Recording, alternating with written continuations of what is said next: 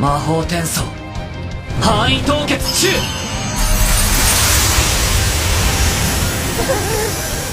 Halo semuanya, selamat datang di channel Nekotaku. Di video kali ini, aku akan melanjutkan alur cerita anime Tensei Kenja no Isekai Life. Di mana di video kemarin, Aegis berpendapat apa mungkin serangan ini dari sebuah organisasi. Dan di mana Yuji yang meninggalkan slime-nya di sana dan dapat mendengar obrolan Aegis dengan Lily. Di sisi lain, Yuji dan para peliharaannya sudah sampai ke kota baru. Bagaimana dengan kelanjutan ceritanya? Langsung aja kita masuk ke alur ceritanya.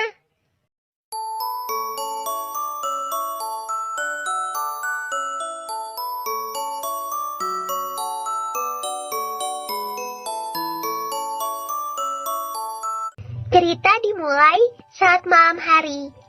Di perkemahan, para bandit salah seorang yang terlihat seperti bos mereka menyuruh anak buahnya mencari petualang pemula untuk ditangkap dan dijual, serta meminta anak buahnya yang menyelesaikannya sebelum bulan baru tiba.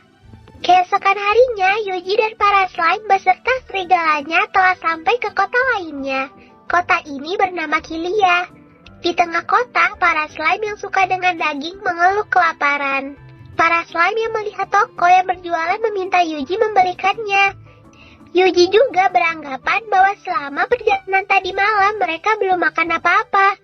Akhirnya Yuji membelikan mereka daging yang cukup banyak hingga membuat penjual heran. Setelah makan seperti biasa, Yuji mendatangi guru petualang.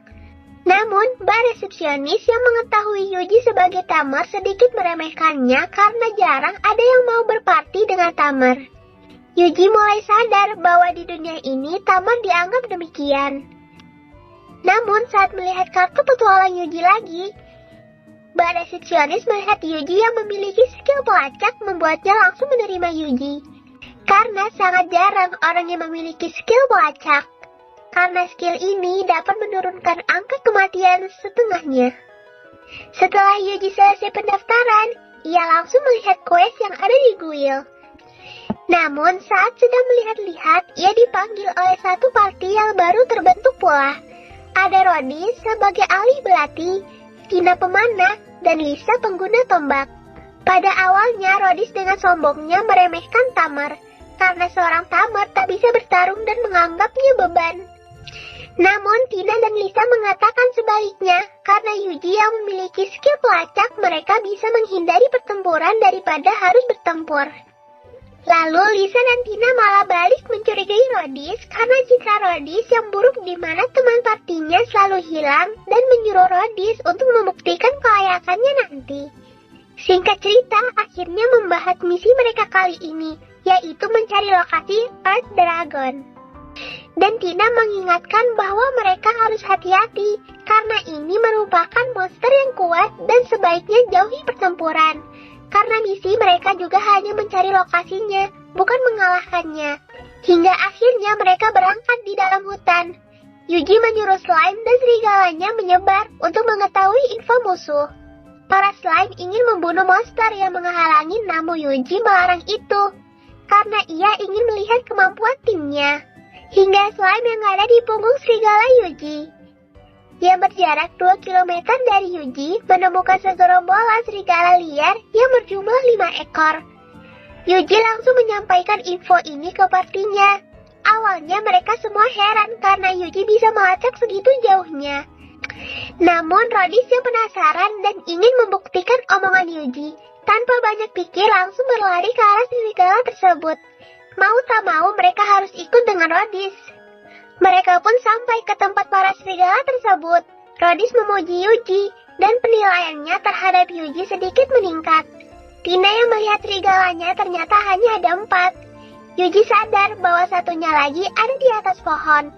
Dan benar, serigala yang ada di atas pohon langsung menyergap Yuji. Awalnya Yuji sudah menyiapkan sihirnya untuk melawan serigala tersebut. Namun Rodis dengan mudah membunuh serigala yang menyerang Yuji serta serigala yang lainnya pula. Yuji yang melihat kekuatan Rodis sedikit memujinya di dalam hati, hingga tak terasa malam tiba. Mereka membuat camping di dekat danau dan jauh dari jalan utama. Lisa menyadari bahwa ini tidak bisa dilakukan dalam satu malam. Yuji menanyakan kenapa tidak di dekat jalan. Itu semua karena di tempat ini banyak bandit yang berbahaya. Di sela-sela mereka berbicara, Rodis menyuruh mereka semua untuk tidur dan membagi jam jaga. Lalu ia juga yang akan mengambil jam jaga paling lama, membuat Yuji sedikit memujinya karena sifat gentleman-nya. Ken berpindah ke flashback Yuji yang baru tiba ke dunia ini. Tentu ia kaget, namun kaget yang biasa aja entah mengapa. Dia heran dirinya sebagai budak korporat bisa ada di dunia layaknya game. Hingga tangganya tak sengaja menyentuh slime, dan itu membuat slime yang disentuhnya berhasil ia jinakan. Setelah Yuji menjinakkan semua monster, ternyata apa yang dibaca para slime pun menjadi kekuatan baru Yuji yang seperti di spell skill. Tak lama Yuji terbangun dan ternyata itu mimpi dari ingatan yang ia alami seminggu yang lalu. Ini berarti Yuji baru ada di dunia ini seminggu yang lalu. Saat Yuji bangun, para slime memberitahukan bahwa Rodis kabur yang diikuti oleh serigala Yuji. Dan ia menanyakan tentang Tina serta Lisa. Mereka berdua ternyata juga pergi mengikuti Rodis karena sadar Rodis yang bukan seseorang yang peduli teman. Serta pembagian waktu jaga yang aneh. Tina dan Lisa yang sudah menyadari maksud Rodis, Lisa meminta Tina untuk kembali dan menemui Yuji, namun Tina tak mau mengajak Yuji yang tak bisa bertarung. Karena ini akan berbahaya serta melanjutkan pengintaian mereka membuntuti Rodis. Hingga akhirnya Rodis sampai ke suatu perkemahan. Ternyata Rodis bagian dari para bandit. Tina dan Lisa menjadi yakin lagi karena itu alasannya teman party Yuji selalu hilang. Namun di dalam tenda para bandit, bos dari bandit itu terus menyebutkan bencana bulan biru. Tina dan Lisa yang menyadari bahwa mereka tak akrab bisa bertarung lawan segerombolan. Tak lama dari itu, Yuji yang ada di perkemahan sedang memilih skill yang tidak terlalu besar hingga ia menemukan pembekuan jarak sedang. Dan langsung menyuruh slime miliknya bersiap. Tina dan Lisa sadar bahwa slime tersebut milik Yuji. Lalu dengan cepat slime tersebut mengeluarkan sihirnya yang ternyata walaupun sedang efeknya sangat besar, membuat satu Ken tersebut membeku seketika. Tak lama Yuji sampai ke TKP, dan mereka berhasil mengeluarkan para bandit tersebut. Lalu bos mereka ternyata bandit paling dicari yang bernama Gelios. Yuji tak mengetahui itu karena ia tak membaca orang yang buron di tempat ini. Tina dan Lisa memuji serta kagum dengan kekuatan Yuji. Setelah melakukan semua hal tersebut, mereka berjalan kembali. Tina mengatakan bahwa mereka harus pindah lokasi dan mencari lokasi yang aman untuk tidur. Yuji yang mendengar itu langsung melemparkan slime-nya ke udara dengan sangat kuat, membuat Tina dan Lisa terkejut lagi akan kekuatan fisik Yuji. Slime yang dilempar Yuji berhasil menemukan tempat yang ideal, dan mereka langsung pergi ke sana.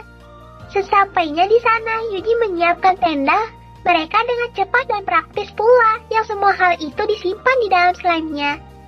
Tina dan Lisa hanya bisa melongo takjub dengan Yuji. Sampai di sini dulu alur cerita anime Tensei Kinja no Isekai Live yang bisa aku ceritain ke kalian. Jangan lupa klik tombol subscribe supaya kedepannya lebih semangat lagi buat kontennya. Sampai jumpa di next video.